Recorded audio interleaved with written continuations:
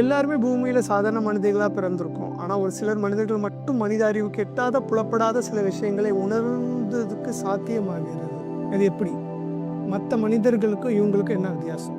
அத மாதிரி நம்ம அன்றாட வாழ்க்கையில இந்த ஆன்மீக விஷயங்கள பத்தி நல்ல கருத்துக்கள, கதைகள நம்ம நிறைய பார்க்குறோம், கேட்குறோம், படிக்கிறோம். WhatsApp, Facebook மூலியமா நம்ம ஒவ்வொருவரும் நாளுக்கு நாள் ஒவ்வொரு நாளையும் நம்ம நிறைய இது மாரி இன்ஃபர்மேஷன்ஸ் சேகரிக்கிறோம் இல்லையா? உதாரணத்துக்கு கடந்த காலத்த நினைச்சு வருந்தாதீங்க, எதிர்காலத்தை நினைத்து கவலைப்படாதீங்க அப்படின்னு ஒரு கருத்து படிக்கிறோம்னு வச்சுக்கோங்க. இந்த மாதிரியான கருத்துக்களை எல்லாமே நம்ம படிக்கிற 2 நிமிடங்கள் நம்மளோட சிந்தனைகள் ஒரு நல்ல அமைதியான ஒரு உயர்வான நிலைக்கு கொண்டு செல்லுது. ஆனா நம்ம மறுபடியும் அன்றாட வாழ்க்கைக்குள்ள நுழையும்போது நம்ம வீட்ல குடும்பத்தாருடைய பிரச்சனை நடக்குது, இல்ல பண கஷ்டம் வருது, இல்ல உடல் வலி இருக்கு. அந்த மாதிரி சமயங்கள்ல நம்ம மறுபடியும் இந்த கவலை அப்படிங்கிற ஒரு சூழ்ச்சிக்குள்ள போகிறோம்.